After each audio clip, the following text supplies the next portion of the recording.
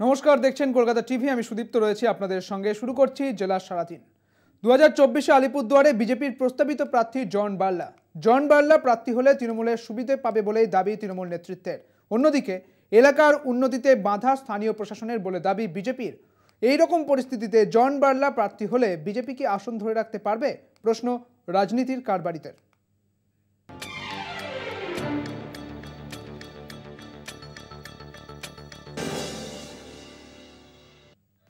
2024-এ বিজেপির টার্গেট 42-এ 35। সেই লক্ষ্যেই লোকসভা ভোটের আগে সংগঠনকে আরও শক্ত ভিতের ওপর দাঁড় করাতে ময়দানে গেরুয়া শিবির। শাহী সফরের পর প্রস্তাবিত নামের তালিকায় আলিপুরদুয়ারের প্রস্তাবিত বিজেপি প্রার্থী জন বার্লা। প্রশ্ন উঠছে, জন বার্লা প্রার্থী হলে বিজেপি কি আসন ধরে রাখতে পারবে? 2019-এর লোকসভা ভোটে উত্তরবঙ্গে 8টি লোকসভা আসনের মধ্যে বিজেপি জেতে 7টি আসনে। আলিপুরদুয়ার, বালুরঘাট, কোচবিহার, দার্জিলিং, জলপাইগুড়ি, মালদহ, উত্তর রায়গঞ্জ আসনে জয়ী হয় বিজেপি। এই 8টি লোকসভা আসনের মধ্যে 56টি বিধানসভা আসন, তার মধ্যে 37টিতে এগিয়ে ছিল বিজেপি। 2021-এর বিধানসভা ভোটে কুমারগ্রাম, কালচিনি, আলিপুরদুয়ার, মাদারিহাট ও ফালাকাটা সহ 5টি আসনেই বিজেপির কাছে হারে তৃণমূল। কিন্তু পুর নির্বাচনে জেলার আলিপুরদুয়ার ও ফালাকাটা পুরসভা নিজেদের দখলে রাখে তৃণমূল। ওই দুই শহরে বিজেপি খাতাই খুলতে পারেনি। আবার পঞ্চায়েত নির্বাচনেও শাসক দলের কাছে হেরে যায় গেরুয়া শিবির। জেলা পরিষদে মোট আসন 18টি, সবকটি তৃণমূলের দখলে। জেলার 6টি পঞ্চায়েত সমিতির সবকটি তৃণমূলের দখলে। জেলার 64টি গ্রাম পঞ্চায়েত বোর্ডের মধ্যে তৃণমূলের দখলে 60টি, আর বিজেপি দখল করেছে 4টি বোর্ড।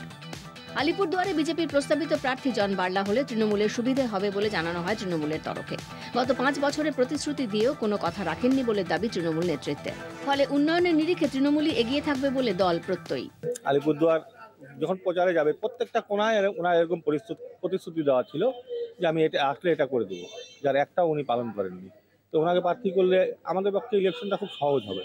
জন বার্লা হলে আমাদের ভালোই হবে, কারণ ওর যে পাস্ট 5 ইয়ার্স ও আমাদের কনস্টিটিউয়েন্সি আলিপুরদুয়ার কোনো কাজই করেনি, মানুষের সাথে জনসংযোগ ছিল না, এবং আমাদের সংগঠন মজবুত।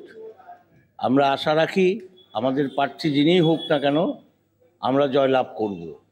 তৃণমূলের পাল্টা বিজেপির দাবি, বিভ্রান্তিমূলক প্রচার করে উন্নয়নের কাজ আটকে রেখেছে প্রশাসন। জন বার্লা প্রার্থী হলে জয়ী হবেন বলে প্রত্যয়ী বিজেপি। অবশ্যই যেতে যাবে। গতবারে আমি তো মনে করি যে গতবারের থেকে আমাদের মার্জিন আরো বেশি হবে। যে পরিস্থিতি আছে, যে রাজ্যে যে অবস্থা চলছে এবং সাধারণ মানুষ মুখিয়ে আছে বিজেপিকে ভোট দেওয়ার জন্য, আমরা 100% মানে তৈরি এবং 100% গ্যারান্টি দিতে পারি যে জনদা আমাদের আগের ভোটের থেকে বেশি ভোট পাবে। অবশ্যই আমরা পারবো, 100% পারবো। আগের বারের থেকে এইবার আমাদের লিড আরো বাড়বে। আগের বার আমরা যেই পরিমাণ আলিপুরদুয়ার লোকসভা যেই ভোটে জিতেছিলাম, এইবার আমরা আরো বেশি ভোটে জিতবো। এই জায়গায় আমরা দেখবো যে সেন্ট্রাল গভর্নমেন্ট কোনো প্রজেক্ট করুক, এটা আমাদের স্টেট গভর্নমেন্ট চায় না, এটা করতে দেয় না, করতে দেওয়া হয় না, বাধ্য করা হয়। একদিকে শাসক দল উন্নয়নকে হাতিয়ার করে ভোটের ময়দানে, অন্যদিকে গেরুয়া শিবিরের শাসক দলকে আক্রমণ। পাশাপাশি আলিপুরদুয়ারের বিজেপি সাংসদ জন বার্লা উত্তরবঙ্গকে আলাদা রাজ্য হিসেবে দাবি তোলায় বিজেপির অন্দরে ইতিমধ্যে শোরগোল পড়ে গিয়েছে। শুরু হয়েছে নানা বিতর্ক। বাংলা বিভাজন যে বিজেপি চায় না তা পরিষ্কার জানিয়ে দিয়েছেন বিজেপি সাংসদ দিলীপ ঘোষ। কিন্তু রাজ্য নেতৃত্ব বাংলা বিভাজন না চাইলেও বার্লা তাঁর দাবি কেন্দ্রের কাছে তুলে ধরতে চান বলে জানিয়েছেন। এর ফলে বিজেপির গোষ্ঠী কোন্দলই প্রকাশ্যে বলে মত রাজনীতির কারবারিদের। উদ্ভূত পরিস্থিতিতে আলিপুরদুয়ারের লড়াই বেশ কঠিন। আলিপুরদুয়ার থেকে পিনাকি চক্রবর্তীর রিপোর্ট, কলকাতা টিভি। হুগলি জেলায় 2019 সালে জিতে সংসদে যান টলিউডের জনপ্রিয় মুখ লকেট চট্টোপাধ্যায়। রাজ্য বিজেপির মহিলা মোর্চার সভাপতিও হন তিনি, কিন্তু দলের গোষ্ঠী কোন্দলে জড়িয়ে পড়েন এবং মহিলা শাখা শীর্ষপদ খোয়া যায় তার। রাজ্য বিজেপির সাধারণ সম্পাদকের হোয়াটসঅ্যাপ গ্রুপে এবার সম্ভাব্য তালিকায় লকেটের নাম নিয়ে প্রবল সংশয় প্রকাশ করা হয়েছে। টিকিট অনিশ্চিত লকেটের। তৃণমূল রাজ্যে ক্ষমতায় আসার আগে থেকেই টলিউডের জনপ্রিয় তারকা লকেট তৃণমূলের ঘনিষ্ঠ। 2011 সালে পালা বদলের পর মহাকরণে এসে শটান মুখ্যমন্ত্রী মমতা বন্দ্যোপাধ্যায়ের ঘরে ঢুকেই পায়ে হাত দিয়ে প্রণাম। লাইট ক্যামেরা অ্যাকশনের চেনা পরিসর ছেড়ে লকেটের সেদিন থেকে প্রত্যক্ষ রাজনীতিতে হাতেখড়ি। মহাকরণে পোডিয়ামে দাঁড়িয়ে লকেট তার দ্বিতীয় ইনিংস ঘোষণা। পাশে মুখ্যমন্ত্রী তথা তৃণমূল নেত্রী, রাজ্য মহিলা কমিশনের সদস্য। কিন্তু দিল্লিতে মোদি হাওয়া উঠতেই রাজ্য বিজেপি অরাজনৈতিক মুখের সন্ধানে নানা ক্ষেত্রে টোপ দিতে থাকে। টোপ গিলে লকেট বিজেপিতে। হুগলি কেন্দ্রে তাকে টিকিট দিল বিজেপি। পরিচ্ছন্ন ভাবমূর্তি, সিনেমার পর্দার পরিচিত মুখ, জিতে সংসদে গেলেন। রাজ্য মহিলা মোর্চার তৎকালীন সভানেত্রী। এবার তাকে নিয়ে আগ্রহ নেই হুগলি জেলা নেতৃত্বের। লোকসভায় মুখ দেখা গেলেও কেন্দ্রের মানুষের নাগালের বাইরে থাকেন লকেট। জেলায় জনসংযোগ নেই বললেই চলে। হুগলি লোকসভা কেন্দ্রের স্থানীয় সংগঠকদের সঙ্গে বনিবনা নেই, ফলে সাংসদ তহবিলের বরাদ্দ নিয়ে বিরোধ তুঙ্গে। নিজের পছন্দকে এতটাই গুরুত্ব দেন যে কর্মীদের ইচ্ছে অনিচ্ছের কোনো দাম নেই বিদায়ী সাংসদের কাছে। অভিমান নয়, রীতিমতো ক্ষোভ রয়েছে জেলা নেতাদের। নিজস্ব টিম নিয়ে চলেন, বাকি নেতাদের বিশেষ পাত্তা দেন না। কৈলাস বিজয়বর্গীর ছত্রচ্ছায়ায় একটু বেপরোয়া হয়ে পড়ায় শুধু জেলা কর্মীদের থেকেই দূরে সরেননি, জনবিচ্ছিন্ন হয়ে পড়েন তিনি, যার ক্ষতিকারক প্রভাব পড়ে জেলা সংগঠনে। গত 2021 সালের বিধানসভায় হুগলিতে প্রার্থী হন সাংসদ লকেট। নিজে তো গোহারা হেরেছেন। তার লোকসভার অন্তর্গত 17 বিধানসভায় একটি আসনে বিজেপি জিততে পারেনি। স্বভাবতই সেই দায় লকেটের। 100 নেতিবাচক কারণে হুগলির নেতারা রাজ্য নেতৃত্বের কাছে লকেট আর নয় সাফ জানিয়ে দিয়েছেন, এমনিতেই 2019 সালের মতো মোদি ঝড়ের লক্ষণ নেই। তৃণমূল এবার আসন ফিরে পেতে অনেক বেশি সিরিয়াস হবে, তাই লকেটে তাদের অ্যালার্জির কথা জানিয়ে দিয়েছে জেলা বিজেপি নেতৃত্ব। ফলে সেই লকেট আক্ষরিক অর্থেই বঙ্গীয় পদ্ম শিবিরের গলগ্রহ। পরিস্থিতি এমন যে বিকল্প যে কোনো নাম মেনে নিতে প্রস্তুত থাকলেও লকেটের সায় নেই বিজেপি নেতাকর্মীদের। রাজ্য নেতারাও সেই ঝুঁকি নিতে চান না। জেলার বার্তা পেয়ে গিয়েছে রাজ্য দফতর। এখন দেখার রাজ্য অন্য কার নাম পাঠায় কেন্দ্রীয় নির্বাচন কমিটিতে। কলকাতা টিভি। বাংলায় দমদম আর কৃষ্ণনগর এই দুটি আসন প্রথম লোকসভায় জয় এনে দিয়েছিল বিজেপিকে। নদিয়া সামগ্রিকভাবে সংঘ তথা আরএসএস এর পুরনো ঘাঁটি। কৃষ্ণনগর লোকসভা বিজেপির হার আসন এই দেখা গিয়েছে এবং 1999 সালে একবার মাত্র বিজেপির সত্যব্রত মুখোপাধ্যায়, যিনি জলুবাবু নামে পরিচিত, এবং তার পুত্র সৌমেন্দ্রনাথ মুখোপাধ্যায়কে প্রার্থী করতে চাইছে এখন বিজেপি। দলের রাজ্য নেতাদের হোয়াটসঅ্যাপ গ্রুপে এই নাম ঘুরছে। এই আসনে ভাসছে প্রাক্তন সাংসদ রূপা গঙ্গোপাধ্যায়ের নামও। পোশাকি নাম সত্যব্রত মুখোপাধ্যায়, কিন্তু কৃষ্ণনগরের জলু হিসেবেই পরিচিত ছিলেন এককালের ডাকসাইটের কর্পোরেট আইনজীবী। একসময়ে নাম ডাক ছিল, প্রভাবশালীও ছিলেন। জলুবাবু কেন্দ্রে প্রতিমন্ত্রী ছিলেন, কিন্তু সময়ের জন্য রাজ্য সভাপতি হলেও সংগঠনে তার মন ছিল না। তাই মন্ত্রী বা রাজ্য সভাপতি হলেও তার সুফল পায়নি কৃষ্ণনগরের পদ্ম শিবির। কিন্তু স্বচ্ছ ভাবমূর্তির জন্য দলের গণ্ডি পেরিয়েও আমৃত্যু তাঁর ব্যক্তিগত জনপ্রিয়তা ছিল। অবশ্য তাকে ভোটের বাক্সে টেনে নিয়ে যাওয়ার মতো সংগঠন গড়ে তুলতে পারেননি জলুবাবু। বিজেপি সেই জলুবাবুর নাম ভাঙিয়েই এবার জিততে চায়। সেই কারণেই এই কেন্দ্রে তাদের প্রার্থী তালিকার প্রথমেই রাখা হয়েছে জলুবাবুর পুত্র সৌমেন্দ্রনাথ মুখোপাধ্যায়ের নাম। জলুবাবুর ভাবমূর্তি কাজে লাগিয়ে 2019 সালে কৃষ্ণনগর আসনটি দখলে বিজেপির বাজি ছিলেন ভারতের প্রাক্তন ফুটবল অধিনায়ক কল্যাণ চৌবে। পরাজিত হন তৃণমূলের মহুয়া মৈত্রের কাছে। জলুবাবুর পুত্র আইনজীবী সৌমেন্দ্রনাথ মুখোপাধ্যায়কে প্রার্থী করতে মরিয়া রাজ্য বিজেপির একাংশ। ওই অংশের দাবি, বিজেপির প্রার্থী হবেন বলেই নাকি আচমকা বিলেত থেকে রাজ্যের অ্যাডভোকেট জেনারেলের পদ থেকে ইস্তফা দেন। সৌমেন্দ্রনাথ তাঁর বাবাকে রাজনীতি করতে দেখলেও নিজে কোনোদিন সক্রিয় হননি, নিজের পেশায় ব্যস্ত থাকতেন। প্রস্তাব পেলেও তিনি বাবার জুতোয় পা গলিয়ে বিজেপির প্রার্থী হবেন এমন নিশ্চয়তা নেই। ঘনিষ্ঠ মহলে সেই অনীহার কথা ইতিমধ্যেই চাওয়ার হয়েছে। নদিয়ার বিজেপির কোন্দল যথেষ্ট। মুখোপাধ্যায় পরিবার যেহেতু স্থানীয় বিরোধের বাইরে, তাই কৃষ্ণনগর পদ্ম শিবিরে তাঁর গ্রহণযোগ্যতা প্রশ্নাতীত। সৌমেন্দ্রনাথ শেষ পর্যন্ত বেঁকে বসতে পারেন, সেক্ষেত্রে ফের রূপা গঙ্গোপাধ্যায়ের নাম ভেসে উঠছে রাজ্য নেতাদের সুপারিশ তালিকায়, আর তা নিয়ে জলঘোলা হতে শুরু করেছে। আর রূপা গঙ্গোপাধ্যায়ের নাম বিজেপির স্থানীয় নেতাকর্মীদের বিস্মিত করেছে। কোন সমীকরণে রূপা গঙ্গোপাধ্যায় ঢুকে পড়েছে তা ভাবাচ্ছে দলের একাংশকে। গত 1 বছরের বেশি সময় রূপা গঙ্গোপাধ্যায় বিজেপির ধারে কাছেও নেই। সৌমেন্দ্রনাথ মুখোপাধ্যায়ের প্রার্থী হওয়ার সম্ভাবনা বেশি, সেই কারণেই সম্ভবত তিনি রাজ্যের অ্যাডভোকেট জেনারেলের পদ থেকে সম্প্রতি ইস্তফা দিয়েছেন। দলের নানা উপদলকে সন্তুষ্ট রাখতে সৌমেন্দ্রনাথের সঙ্গে আরও 2টো নাম গোজা হয়েছে বলেই রাজনৈতিক মহলের অভিমত। কলকাতা টিভি।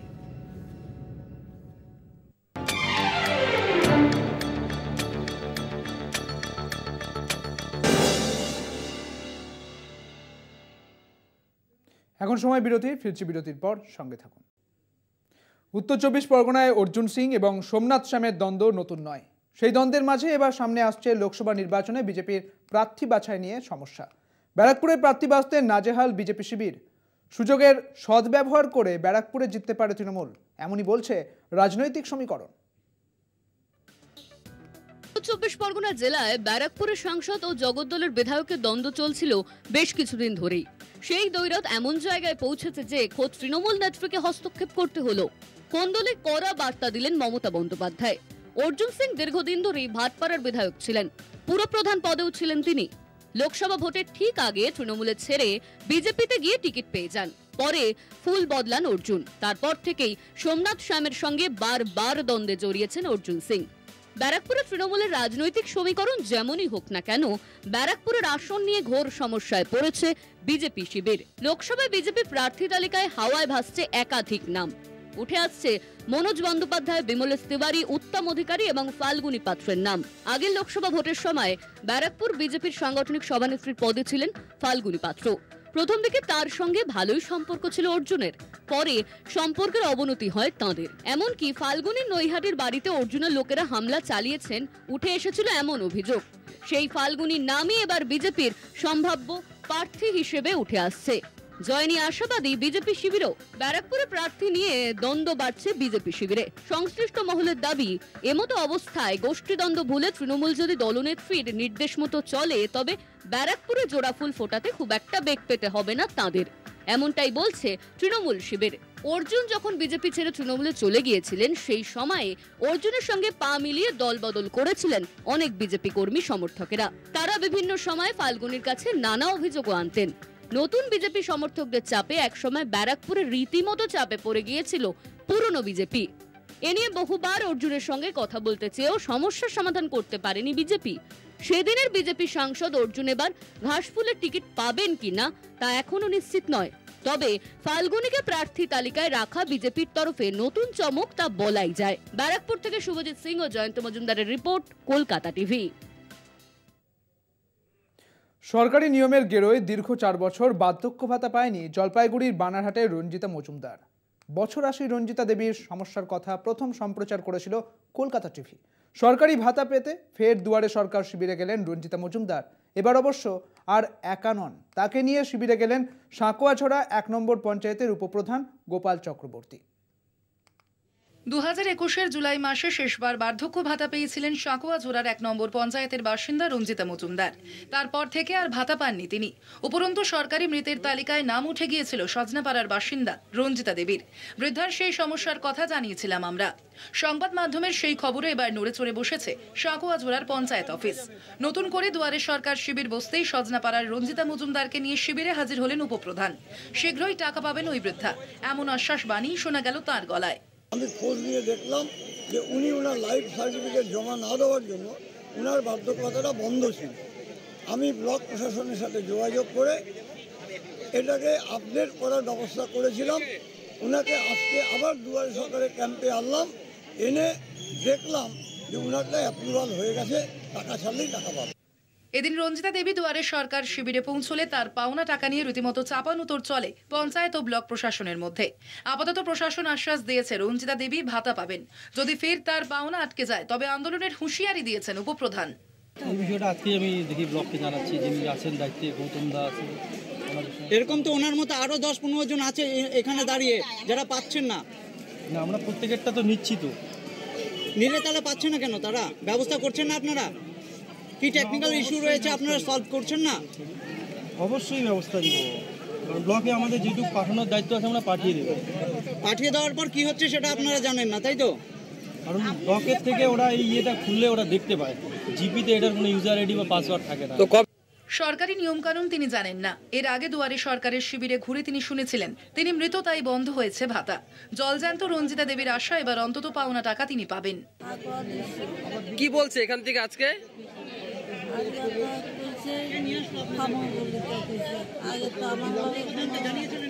সরকারি মৃতের তালিকায় নাম উঠেছিল রঞ্জিতা দেবীর।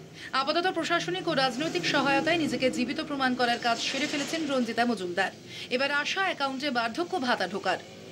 গয়েরকাটা থেকে শুভজিৎ দেবনাথের রিপোর্ট, কলকাতা টিভি। ব্যারাকপুরে গ্রেপ্তার আগ্নেয়াস্ত্র সমেত 2 যুবক। গোপন সূত্রে খবর পেয়ে ব্যারাকপুর পুলিশ কমিশনারেটে অন্তর্গত নোয়াপাড়া পুলিশ গ্রেপ্তার করে দুষ্কৃতীদের। ধৃত 2 যুবকের নাম চন্দন পাসওয়ান এবং গোবিন্দ বাসফোর। ইচ্ছেপুর স্টেশনের কাছে এই দুজনকে সন্দেহজনকভাবে ঘোরাফেরা করতে দেখে পুলিশ এবং তাদের জিজ্ঞাসাবাদ করে। দুজনের উত্তরে অসঙ্গতি দেখা দিলে শুরু হয় তল্লাশি। তারপরেই তাদের কাছ থেকে উদ্ধার হয় একটি 7mm পিস্তল এবং 2 রাউন্ড গুলি।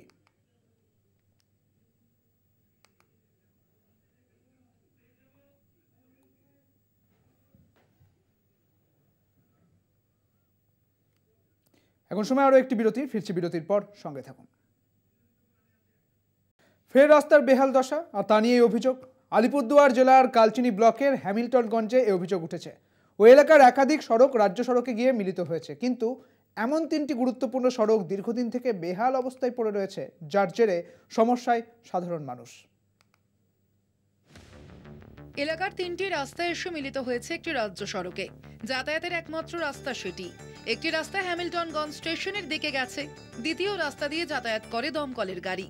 অন্য রাস্তাটি হ্যামিল্টনগঞ্জ হাই স্কুল হয়ে রাজ্য সড়কে মিশেছে। আর রাজ্য সড়ক যাওয়ার সেই 3 রাস্তার অবস্থা বেহাল। নতুন করে রাস্তা তৈরি হওয়ার কিছুদিন পরেই ভেঙে গিয়েছে রাস্তা, যার জেরে স্কুল কিংবা স্টেশন যেতে চরম দুর্ভোগে পড়ছেন সাধারণ মানুষ থেকে স্কুল পড়ুয়া। সেই সঙ্গে দুর্ঘটনা ঘটছে প্রায়শই। প্রচুর সমস্যা, এত মানুষের সমাগম, আর বিশেষ করে রেল স্টেশনে আসার জন্য যাত্রীদের যানবাহন নিয়ে আসাটা ভয়ানক, খুব কষ্টজনক। রাস্তাটা যেইভাবে করা হয়েছিল তাতে হচ্ছে খুব অল্প সময়ের মধ্যেই হচ্ছে রাস্তাটা কিন্তু বেহাল অবস্থা হয়ে যায়। এ নিয়ে স্থানীয় বিজেপি সদস্য গোপাল ঝা বলেন, বারবার রাস্তা ভেঙে গেলেও একই ঠিকাদার ডেকে রাস্তা মেরামতির কাজ করানো হচ্ছে। এটা রিসেন্ট 4-5 বছর আগে হয়েছিল, হ্যাঁ, কিন্তু 3 মাসও টিকে নেই। তারপর থেকে এই অবস্থাতেই আছে। কেন, কোন কারণে একই কন্ট্রাক্টরকে বারবার এই কাজগুলো সব জায়গায় দেওয়া হয়? এত নিম্নমানের কাজ করার সত্ত্বেও ওই কন্ট্রাক্টর বা ওই ধরনের কন্ট্রাক্টরদেরকেই আবার কাজগুলো দেওয়া হয়। অন্যদিকে বিষয়টি নজরে রয়েছে বলে জানান আলিপুরদুয়ার জেলা পরিষদের সভাধিপতি স্নিগ্ধা শৈব। খুবই শোচনীয় পরিস্থিতিতে রয়েছে, নজরে আছে। আমরা যখন সম্ভব হবে আমি ওটা প্রপোজাল অবশ্যই দেব।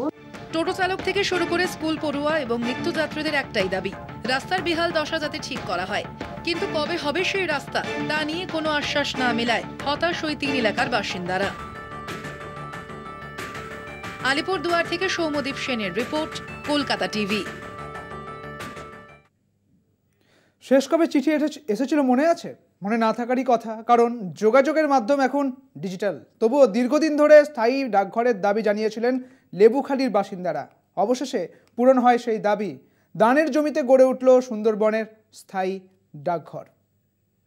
আগেকার দিনে ছিল না মোবাইল, ছিল না ইন্টারনেট। যোগাযোগের একমাত্র মাধ্যম ছিল ডাক ব্যবস্থা। সেই যোগাযোগ মাধ্যম এখন ডিজিটাল হয়ে গিয়েছে। তবুও কাজের জন্য সাধারণ মানুষের আজও কাজে লাগে ডাক বিভাগ। তাই সুন্দরবনবাসীর দীর্ঘদিনের দাবি ছিল একটি স্থায়ী ডাকঘরের। মানুষ পরিষেবা পেতে অনেক হেনস্থা হয়েছে। নদীর ওপারে যেতে হতো পরিষেবাটা নিতে। স্থায়ীভাবে হওয়ার জন্য সবার উপকার হবে। অবশেষে পূরণ হলো সেই স্থায়ী ডাকঘরের দাবি, যার জেরে বেজায় খুশি লেবুখালী এলাকার বাসিন্দারা। আশা ছিল, সেই আশাটা পূরণ হলো। আমরা খুব শান্তি পেয়েছি। মানুষ আনন্দ রাখার জায়গা নেই। হিঙ্গলগঞ্জে লেবুখালী এলাকার বাসিন্দা প্রয়াত স্বর্ণময়ী মণ্ডল 3 শতক জায়গা দান করেন স্থায়ী পোস্ট অফিস বানানোর জন্য। সেই দানের জমিতেই গড়ে ওঠে পোস্ট অফিস। হরিহর প্রসাদ মণ্ডল মহাশয়, উনি আমাদেরকে ডিপার্টমেন্টাল পোস্ট ডাক বিভাগকে জায়গা এবং বিল্ডিং দুটোই হস্তান্তর করেছেন। আমরা এই পোস্ট অফিসটা পুরনো জায়গা থেকে নতুন জায়গায় শিফটিং হয়েছে এবং নতুন জায়গায় এবার থেকে এই পোস্ট অফিসটা চলবে। যোগাযোগের মাধ্যম ছাড়া এখন ডাক বিভাগ অন্য অনেক জরুরি কাজে লাগে। এতদিন হিঙ্গলগঞ্জের লেবুখালীতে স্থায়ী ডাকঘর না থাকায় এলাকার মানুষকে অনেক সমস্যায় পড়তে হচ্ছিল। তাই নয়া স্থায়ী ডাকঘর পেয়ে খুশি এলাকার মানুষ। বসিরহাট থেকে সঞ্জিত চক্রবর্তীর রিপোর্ট, কলকাতা টিভি। ভুল ট্রিটমেন্ট আর তার জেরেই মৃত্যু হয়েছে মায়ের। মায়ের মৃত্যুতে অভিযুক্ত চিকিৎসক জামিন পেতে কোর্টের সামনে ধর্নায় বসলেন মৃতের মেয়ে। পশ্চিম মেদিনীপুরের গড়বেতার কেয়া মাইতি মায়ের মৃত্যুর বিচার চেয়ে মেদিনীপুরের জর্জ কোর্টের এজলাসের সামনে ধর্নায় বসেছেন। সেপ্টেম্বর মাসে জরায়ুর অস্ত্রোপচারের জন্য মেদিনীপুরে এক নার্সিংহোমে ভর্তি হয়েছিলেন দীপালি খামরুই। দীপালির অস্ত্রোপচার করেন চিকিৎসক কাঞ্চন ধারা। অপারেশনের সঙ্গে সঙ্গেই শারীরিক অবস্থার অবনতি ঘটে দীপালির।